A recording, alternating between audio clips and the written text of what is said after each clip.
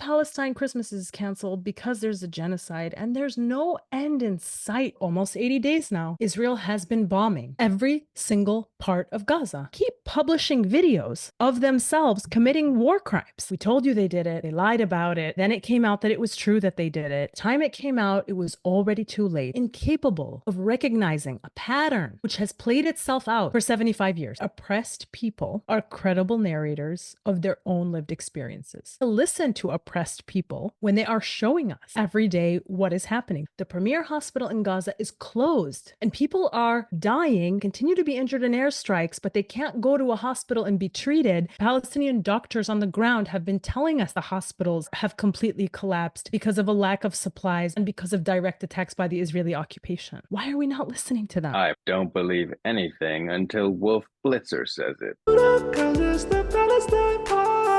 Hello and welcome to episode 109 of the Palestine Pod, the weekly podcast where we break down the latest headlines dealing with Palestine from all over the world and bring you stories, commentary, and interviews with the aim of supporting the Palestinian struggle for decolonization, justice, and equal rights. I'm one of your hosts, Lara E. You might know me from Instagram as @GazanGirl, and I'm joined by my co-host, Mikey B. What's up, y'all? Mikey B on TikTok, Michael Schertzer on Instagram. And you can call me Mikey Intifada if all those TikToks didn't prepare you for tactical combat. Before we get into today's episode, please like, comment, and subscribe if you hang out with us on YouTube. If you're listening on a podcast app, subscribe and leave a review. As always, you can find our full episodes and sources on PalestinePod.com. And if you want to get involved in the conversation, reach out to us at PalestinePod@gmail.com and give us a follow on Instagram at the Palestine Pod. Find us also on Patreon, where you get early access to the Palestine Pod episodes, an additional podcast per week. It's called the Patreon Pod. It's a little more laid back. We talk politics, Palestine, pop culture, and get a little more personal. We're also hosting our monthly Zoom happy hours with our Patreon subscribers only. So really exciting stuff. Check us out on patreon.com/PalestinePod. And for the first time ever, guys, we're going to be doing a giveaway with Knafa Queens. So if you are a fan of the pod and you are a fan of Knafa, we're going to ask you to follow both Knafa Queens and Palestine Pod on Instagram, subscribe to Palestine Pod on YouTube, and give us a comment on this week's episode on our YouTube page for this episode. We will be picking one of those comments to send some Knafa Queens Knafa to anywhere in the continental US. So looking forward to sharing their Knafa with you guys. I was going to say may the best person win, but it's not a game. So we will just be arbitrarily selecting a winner. But yes, may the best person win anyways from our selection. The theme of this week's episode is We Told You So. We told you so. Why do I say that? Because in the last couple of days, a number of reports and investigations have come out confirming exactly what Palestinians have been saying about their own lived experiences on the ground during this Nakba in Gaza right now. And I'd like to go through them because I think it's important, but I need people to understand that the point of all this is not that our testimonies have in this moment been confirmed by the likes of the New York Times, the Washington Post, or various investigative outlets. The point of all of this is to get people to understand that oppressed people are credible narrators of their own lived experiences, and that we need to listen to oppressed people when they are telling us what is happening to them, when they are showing us every day what is happening to them. But let's look at the investigations and the reports themselves. So the Washington Post came out with an investigation confirming what, of course, we all knew, that there was, in fact, no command and control center under El Shifa Hospital. Not at all. Not even close. There was nothing. Now, the question that I have is how many Palestinians were killed as a result of this lie that was allowed to be spread by Israel, by the United States, by every media outlet, including the Washington Post itself, which repeated this over and over and over, by the President of the United States, Joe Biden, Genocide Joe, who actually, when pressed by reporters, have you seen evidence? Do you believe that there's a command and control center? Oh, yes, I believe. I can't tell you what I've seen, but I definitely believe. What are you all doing? Why is it that time and again, they take the word of the regime, which is responsible for carrying out in this moment not only apartheid, but also genocide, without applying any scrutiny to what is being said. Now, we all laughed when they showed us the calendar, when they showed us the MRI machine, when they showed us the computer, and they told us, look at all the evidence. And we'd said, this is not evidence, but it still wasn't enough. It still wasn't enough for the mainstream media to turn around and say, hey guys, this is really embarrassing and awkward, but this is not what you said there was going to be. Because remember, the Israeli occupation released this AI generated video showing Al Shifa Hospital and then showing a command center underneath with people walking around and different rooms and corridors and all this. And it was all generated. It was a fake video. It was a fake video generated by AI. It was animation, you guys. It was an animated video that they spread. They posted it on their official Twitter accounts. And they said, this is the proof. And this is why we have to siege, attack, snipe, kill, invade. This is why we have to bomb the maternity ward. This is why we have to bomb the outpatient clinic of Al Shifa Hospital. This is why we have to bomb the solar panels of Al Shifa Hospital. This is why we have to forcibly evacuate every single patient that was being treated in Al Shifa Hospital. This is why we have to bomb the hospital itself, go inside and raid the hospital. This is why we have to kidnap the doctors at the hospital. And this is why we actually have to shut the entire hospital down. And the hospital is shut down right now.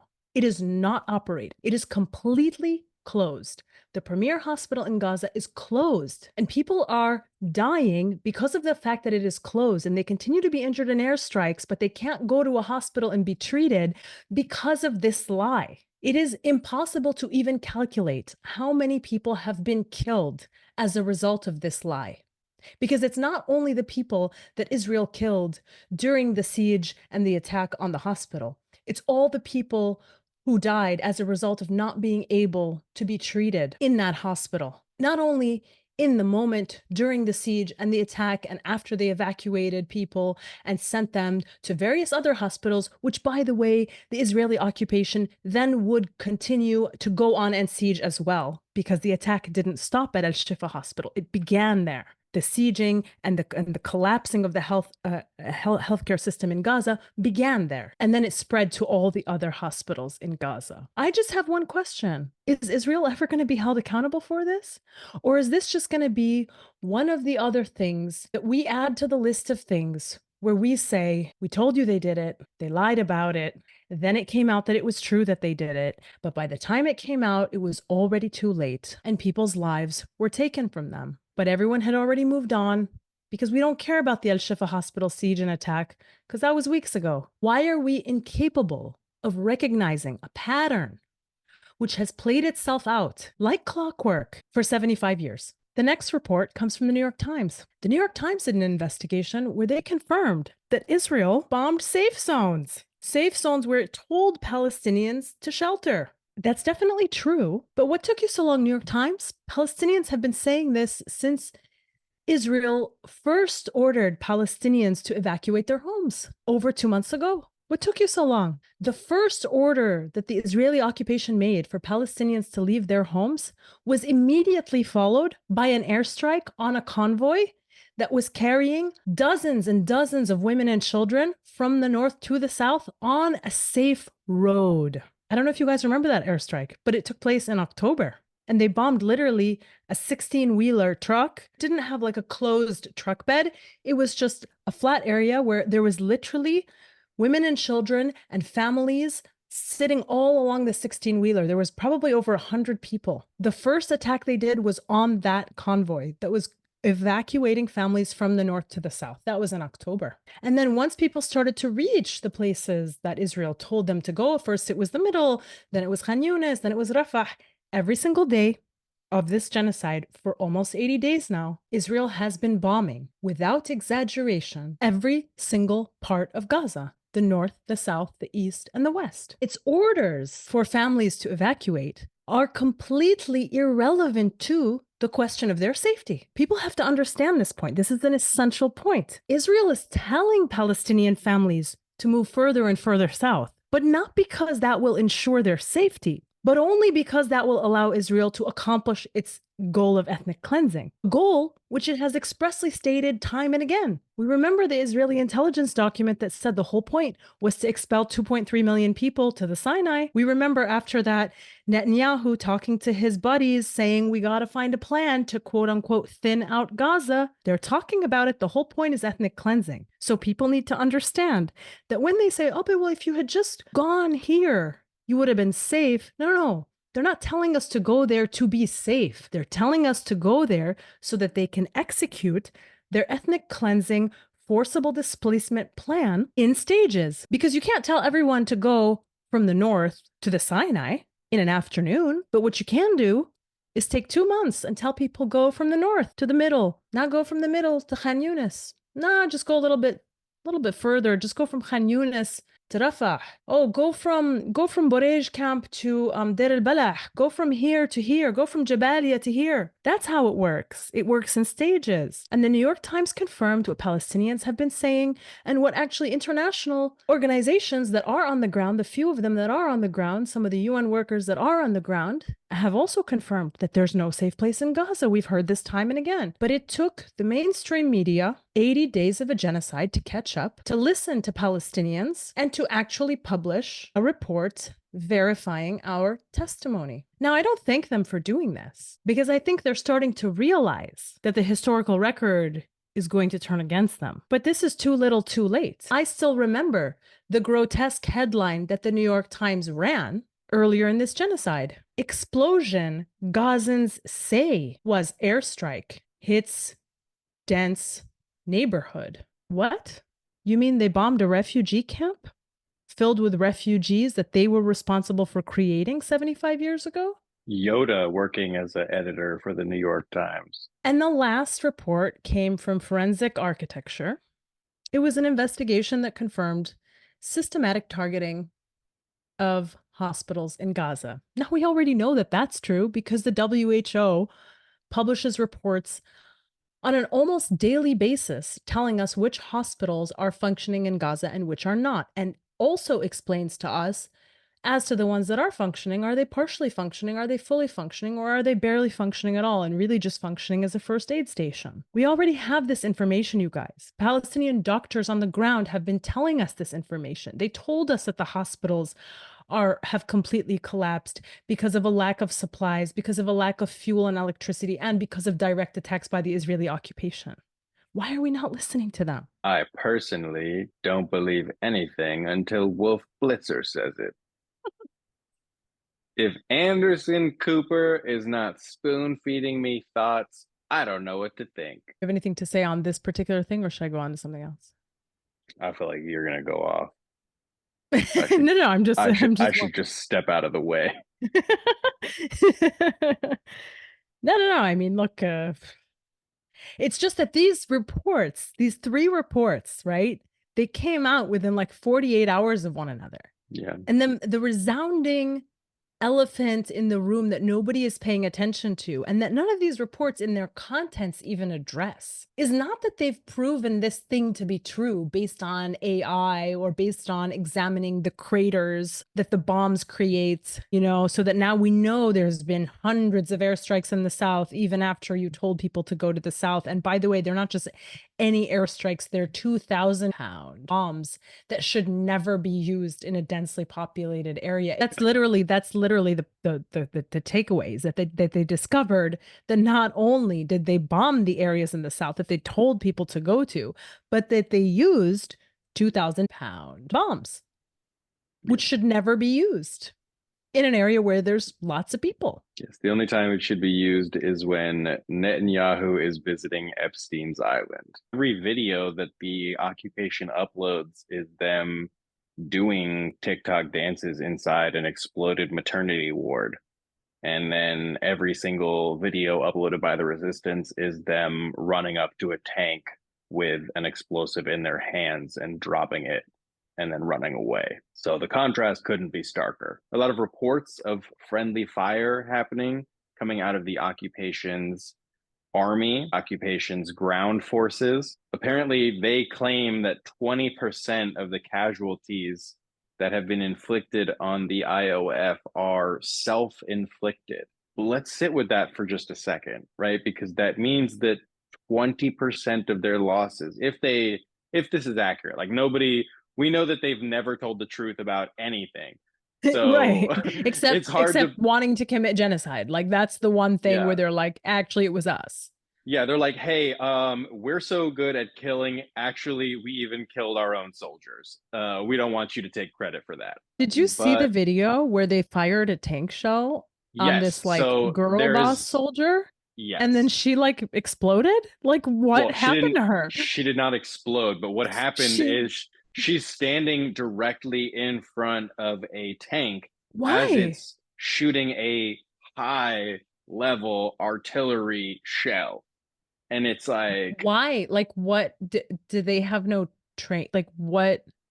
well, the thing is the only thing they're trained to do is comment, define genocide, right? So they're not prepared when they actually have to go out into the field to commit genocide. That when they have to define genocide themselves in the field, they have a tough time. Right. And the thing is I can define genocide. So Yeah, and you can also steer clear of a tank as it's firing. I mean, I would hope, right? I would hope. It just shows that they have absolutely no training. They should not be allowed to have those weapons. They are a danger to humanity and to themselves. Saying that you are responsible for 20% of your own losses in combat is crazy. And then the Israeli occupation forces killed 3 hostages who were surrendering. So clearly unarmed. One of them was yelling for help in Hebrew, waving white flags, and they were gunned down by the Israeli occupation forces. All So, of them.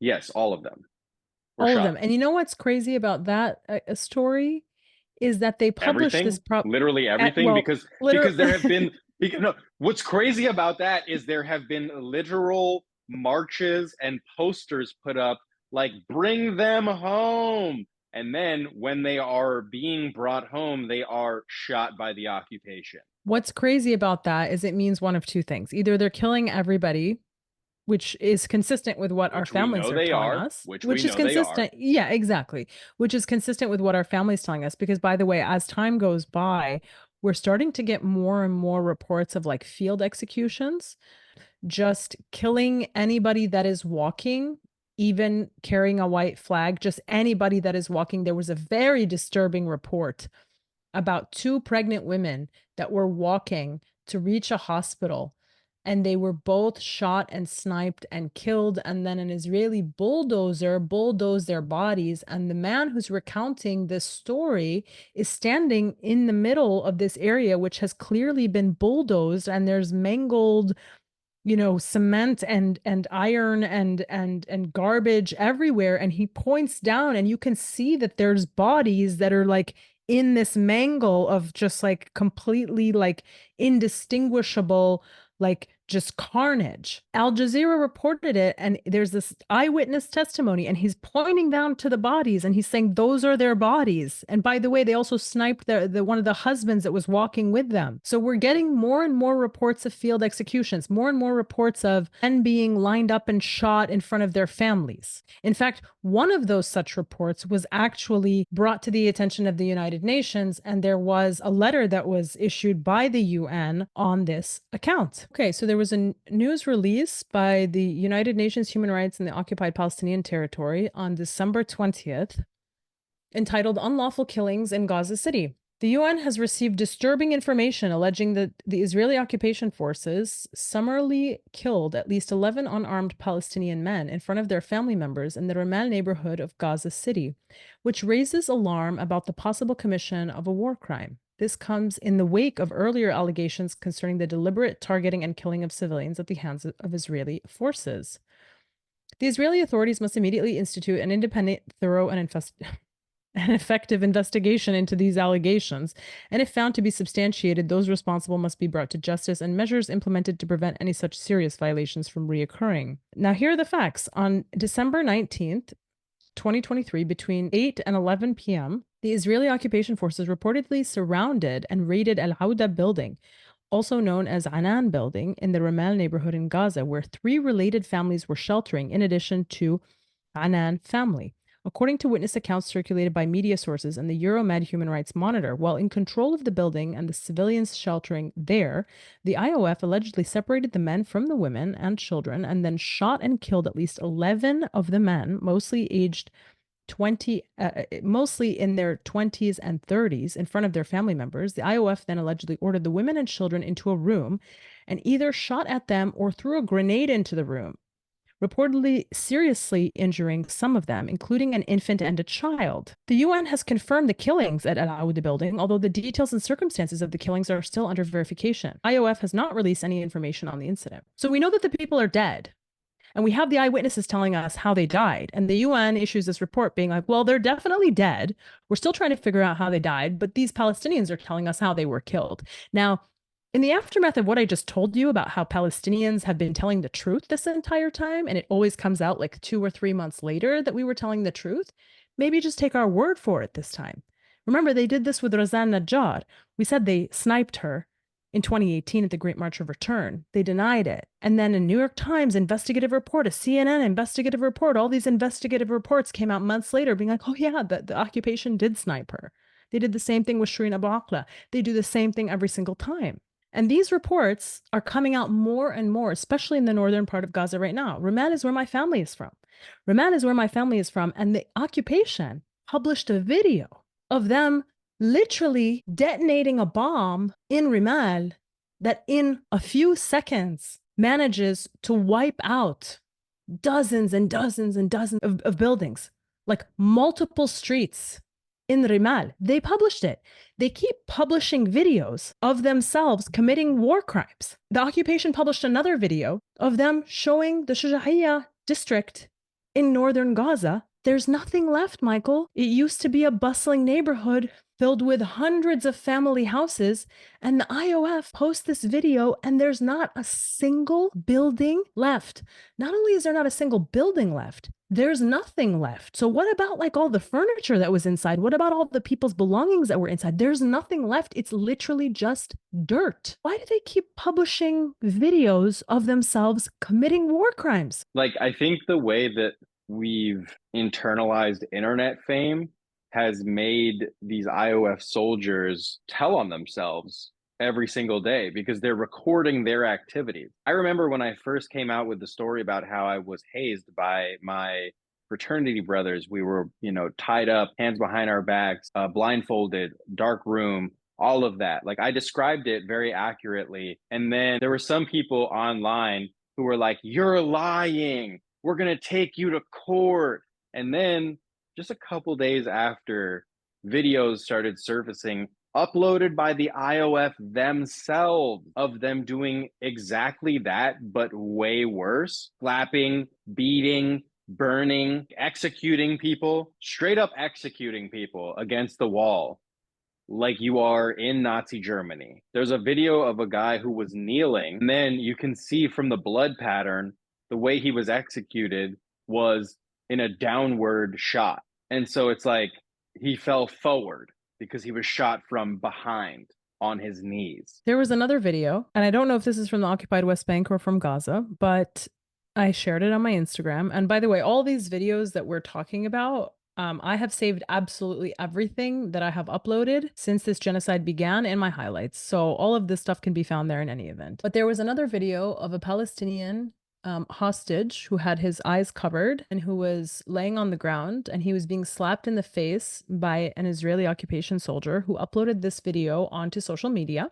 again, sharing evidence of war crimes. And the soldier was making the Palestinian hostage sing in Hebrew, "Everything is good," while he was being slapped. What is the purpose of this? What is the purpose of any of this? There was another video of occupation soldiers after they had invaded a Palestinian home in northern Gaza, sitting on the couch, eating chips, smoking a shisha, as if they were hanging out after work. And then they pan the camera, and then you see about a dozen or so Palestinian hostages with their eyes covered, with their hands tied on the ground. And they're watching them as if it's entertainment while they're occupying somebody's home, a family house. I don't know if you recall, but I told you about this on the first episode of the Palestine pod, where I was recounting the things that the Israeli occupation soldiers had told to me, right, about what they did.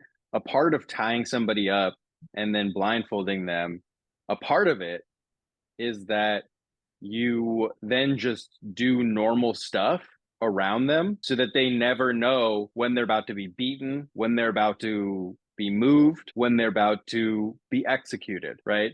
Because it's all a part of the mental warfare of losing some of your senses, losing sight, losing the ability to move freely. So you're constantly on edge, you're constantly scared. Even the sound of somebody eating chips around you is enough to cause a full-blown panic attack because you don't know what's going on. It's a part of their strategy of breaking people down mentally. In the meantime, what is the Israeli public opinion about all of this stuff? Well, let me tell you. The Times of Israel ran an op-ed by a guy arguing that Jewish people should not bemoan Gaza in public. And his argument was basically, will expressing our pain for Gazans make us more compassionate? Will failing to do so make us morally bereft? No and no. So the argument is, don't feel bad about it. Just keep going. In the article, he literally says, don't let them use our hearts against us. That's in the article. That's not me. Yeah. Meanwhile, Israelis are the only one harvesting organs. Something else happened. Al Jazeera published an article. Israeli protesters attempt to block aid trucks entering Gaza. Now, this was initially reported again by the Times of Israel that the Israeli army quashed a protest intended to block trucks of humanitarian aid from reaching Gaza. Protesters who were stopped by police waved Israeli flags and held signs accusing the government of supporting the enemy by allowing the trucks into Gaza. The government that is starving and dehydrating the enemy and allowing a trickle of aid in, just enough so people will fight over it, but mostly everybody will still die from disease and starvation and dehydration. That army was being accused by the protesters of being too compassionate. This protest was arranged by two groups, including the Mother's March, which claims to represent the parents of Israeli soldiers fighting in Gaza. People are often like, it's not the people, right? It's not the, gotta distinguish between the government and the people. It's like, okay, well, first of all, the government is filled with people. Literally everybody who is a part of the government is a person, presumably, who lives inside of the occupation. Furthermore, everybody except for the ultra orthodox serves in the occupation forces, and that's and a refuseniks compulsory. and a handful of refuseniks. Yes, very nice of you to mention them. There are about 40 at the moment. I don't know. You know what I mean? Like it's a Don't quote small us. but mighty number, and definitely shout out to those folks. They're doing the best that Definitely. they can. That said, Yeah. 9 out of 10 people in the occupation support what's happening in Gaza as far as the genocide is concerned. And At the same time that this protest was organized, arguing the occupation of being too gentle by starving and dehydrating people and allowing a trickle of aid in, at the same time, the UN World Food Program posted on about a week ago, on December 13th, that 45,000 pregnant and 68,000 breastfeeding women in Gaza don't have enough food to eat. So that means also that their babies are starving and dehydrating to death. So you're talking about over 100,000 mothers and their children are definitely starving to death. But we actually know that separate statistics confirm that 9 out of 10 people in Gaza are not eating every day. also, before the genocide, 97% of the water in Gaza wasn't potable. So yeah, it's sort of like they're doing the Trail of Tears with AI, right? Like they learned from the Holocaust, they just learned the wrong lessons. They learned the lessons of how to perpetuate a genocide. And they recognize that they don't actually want to be involved in the day to day of murdering people, right? It's much easier to murder people with airstrikes or to dehydrate them, to starve them, to run them around constantly until they die of dehydration and starvation. The first step was to make everybody leave their homes. So you displaced 90% of the population, and those are the latest numbers according to UNRWA. The next step was to destroy 60% of the buildings in Gaza, and that's where we're at now. That's still ongoing. They're continuing every day to bomb Gaza, and they will be destroying more and more buildings with each and every day. The third step is to make it so unlivable that everybody is just desperate to get out. Like, you don't have to push them out. You have to just make it so unlivable that everybody's dying to get out and doing anything they can to get out, with the understanding that their homes are gone and that they're now living in a tent or sleeping on the street or displaced in some school that's getting bombed with white phosphorus or. I want to share something about the mindset of the Zionist project that was posted by JVP. It comes from Naomi Klein's latest book called Doppelganger Politics. Listen closely to these passages. The tacit argument many Zionists were making at the time was that Jews had earned the right to an exception from the decolonial consensus, an exception born of their very recent extermination. So, 1948, the entire world is moving towards decolonization. But in this moment, Zionists are saying, no. We get to do colonialism one last time, okay? She goes on. The Zionist version of justice said to Western powers, if you could establish your empires and your settler colonial nations through ethnic cleansing, massacres, and land theft, then it is discrimination to say we cannot. You see how they weaponize the concept of discrimination in order to allow them to commit an injustice, right? She goes on. If you cleared your land of its indigenous inhabitants, or did so in your colonies, then it is anti-Semitic to say we cannot. It was as if the quest for equality were being reframed not as the right to be free from discrimination, but as the right to discriminate. Colonialism framed as reparations for genocide. That's the episode title, I think. Now that I've just read that, I want to conclude with an op-ed I read by an Israeli in Al Jazeera. I also posted it a couple of days ago, because this gives insight into the mentality that is happening right now, the genocidal fervor. And I think it's really important for us to, we see the carnage. We have, day in and day out, we're getting the news from Gaza. We're getting the every day is the worst day testimonies. We're getting the testimonies. Yeah. We're getting the accounts. His name is Yoav Litvin. He's an Israeli-American doctor of psychology and neuroscience, a writer and a photographer. Okay. His op-ed is The Anatomy of Zionist Genocide. And he says, what are the motivations behind Israel's genocidal acts in Gaza, and what is the way forward? Now, he echoes a lot of what Naomi Klein says about the founding of the settler colonial project as being like this exception. No, we get to do it one last time, and this sort of framework and worldview that comes with it.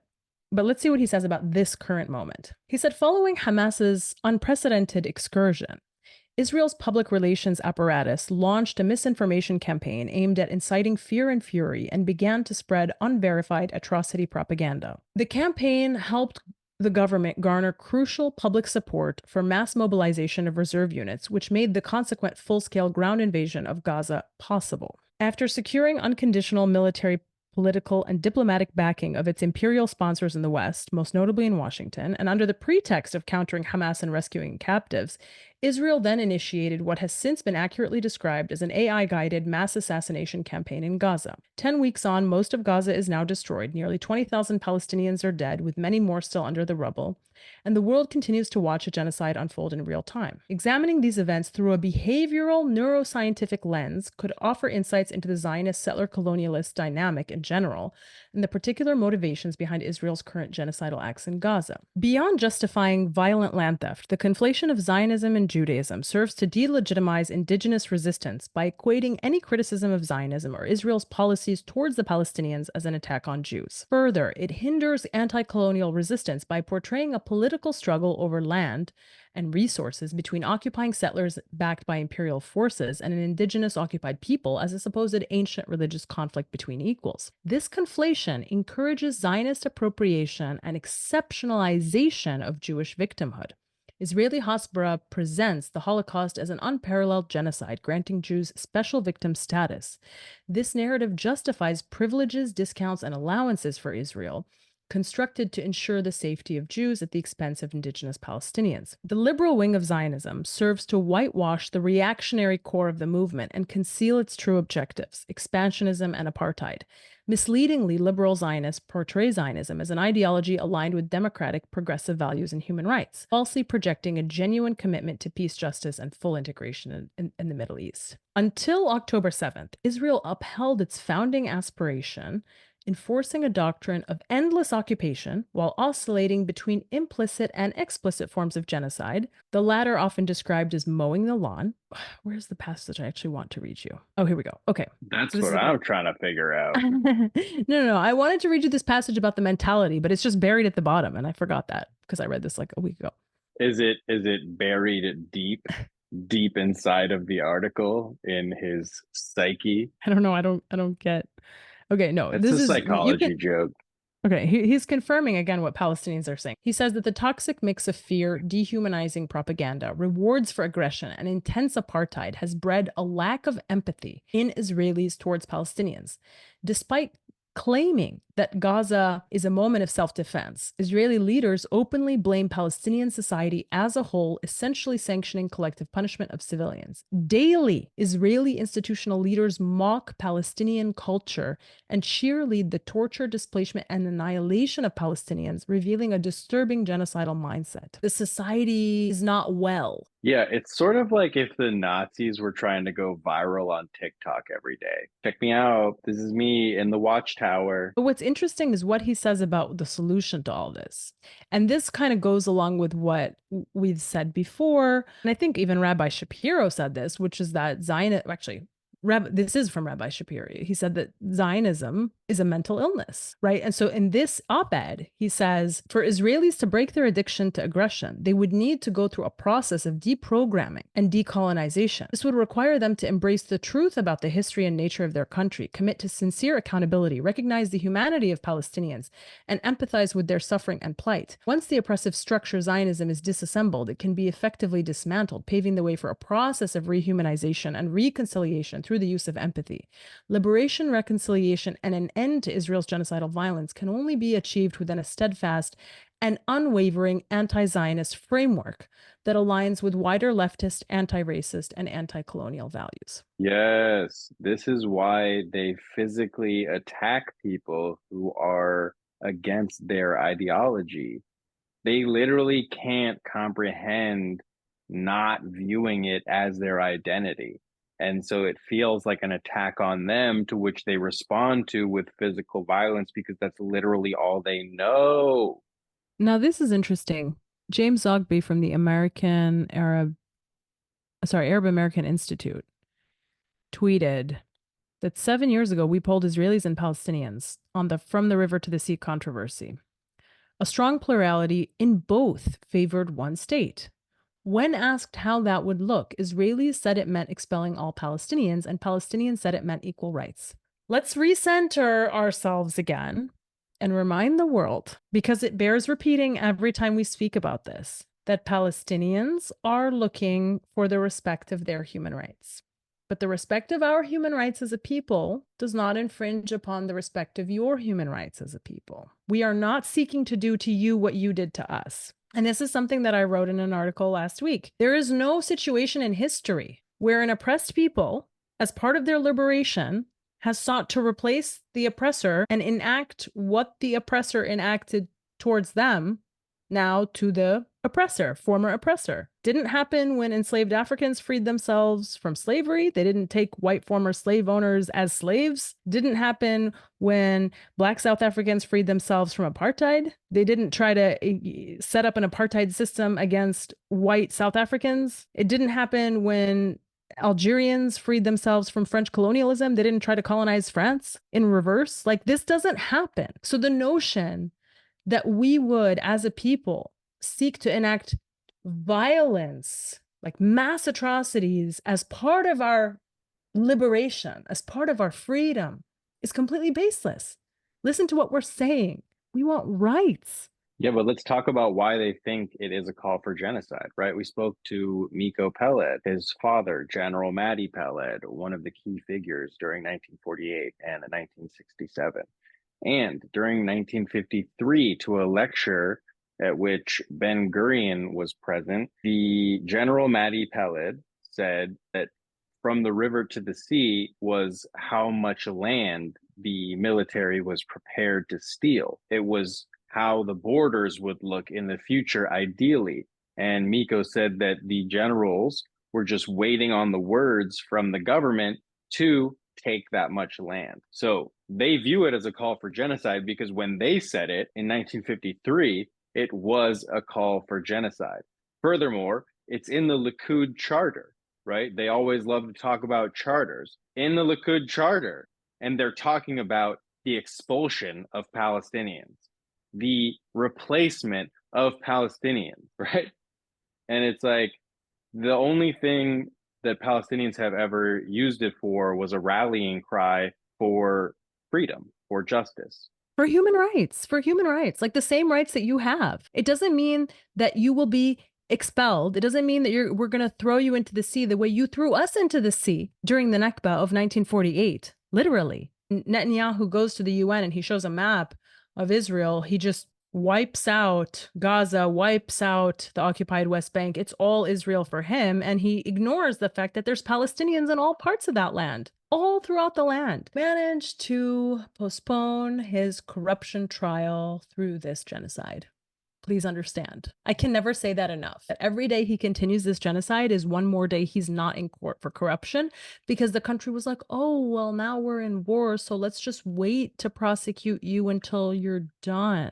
So if I don't want to be prosecuted, I'm just never going to end the war until I die. Did you see the video? Best way to stop a prosecution is a genocide, apparently. Which is weird because it should be like the quickest way to be prosecuted. But no, not in the world that we live in, where there's absolutely no value for Palestinian life.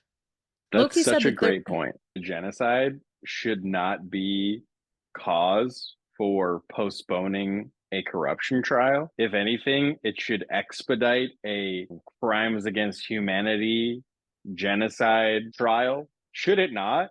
Should it not immediately trigger a trial? Like if there's any validity to any law at all, then like how is it that you could just postpone a corruption trial with a genocide? Dude, they reported on it in the Israeli media talking about, oh, the corruption trial has been postponed because of the war. We'll check back in a few months. And this is a huge conflict of interest. The person taking the decision on when to stop the war, quote unquote, should not be the person who is up on corruption charges and able to postpone them through continuing the war. Like there is a direct conflict of interest here. Anyway, did you see the video of Joe Biden being asked what he thought about the fact that 20,000 Palestinians were killed in Gaza in the last 2.5 months? I didn't see it. I did see that he walked back the claims of having seen evidence of 40 babies, and that's tough because he can barely walk forward. Correct. A reporter asked him, any comment on the 20,000 Palestinians, mostly children and their mothers, who have been killed in the last 2 months? He said Saudi Arabia is a valuable ally. No. You gotta see this video. He already, once he hears that the question is about 20,000 Palestinians who have been killed, he already checks out and starts turning away. And by the time they're done asking the question, he just peeps out the word, it's tragic. But he's already walking away. He's not here anymore. He hasn't said anything. He's just, in fairness, he hasn't been here in years. The man has been checked out mentally since 2010, okay? They were dragging his carcass around when he was the sidekick. Literally, he couldn't even string together a sentence. 20,000 Palestinian lives were not even worth a sentence, a full sentence of commentary. And I can't tell you which is more dehumanizing and which is more disheartening, seeing the images and the videos of our children being massacred and scared and terrified and separated from their families and starving, or the Western world's reaction to it, which is that this is completely inevitable, business as usual, just a Tuesday in capitalism. What's all the commotion about? Which is worse? And Noor Arakat said something in a talk, which was that we keep trying to come up with analogies to be like, okay, well, like 10,000 Palestinian children is like if you were in this country and it's like this many children.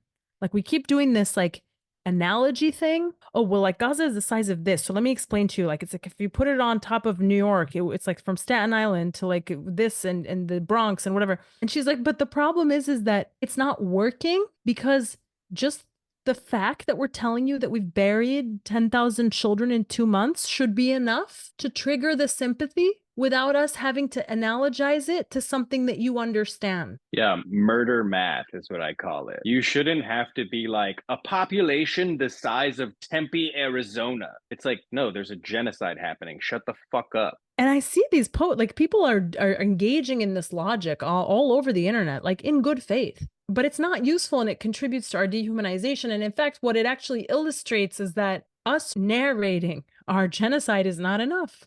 And that's exactly the frustration that Palestinian journalists on the ground have felt. That's why they all wrote their goodbye letters, like, what, 2 weeks ago now? And they said, why do we keep uploading this shit for you guys? This hasn't stopped. You haven't stopped this. So are you just spectators now? Is this entertainment? Like, what is this? Why are we continuing to do this? Mohammed Al-Hilu told me the same thing on a live. He said, I don't know why I even keep uploading shit. And he said, and in fact, I'm not even uploading that much stuff. He said, I take a lot of pictures, but I don't even post most of them because I know it won't make a difference. And I'm starting to hear that as well. Yeah, people are like, oh, they're starving to death over there, but can you relate it to Staten Island for me? But like, I wish that even if we did that then you would understand. The thing is that because you don't care in the first place, it doesn't matter how many analogies we bring you, you still won't care. And at the end of the day, that goes back to the world, the Western world, not seeing us as human beings, not seeing our children as children, not seeing our families as worthy of life. The most hopeless part about this for me right now is that it's December 24th. Palestinians in Palestine, in Bethlehem, in the birthplace of Jesus, peace be upon him, have canceled Christmas this year. There is no Christmas this year.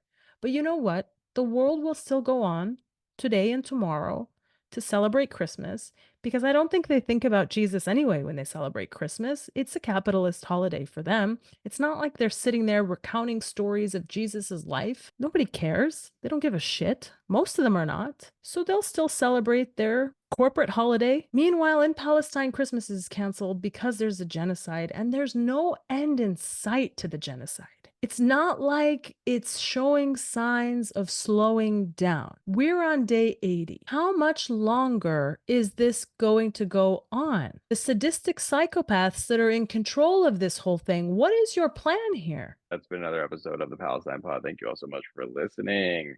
Check out our full episodes and sources, www.palestinepod.com. Follow us on Instagram at the Palestine Pod. Send us an email at palestinepod@gmail.com. And look for us on Patreon, www.patreon.com/PalestinePod. That's been another episode of the Palestine Pod. Thank you all so much for listening. Have as good a day as you can. Okie doke. Bye. Cause it's the Palestine Pod.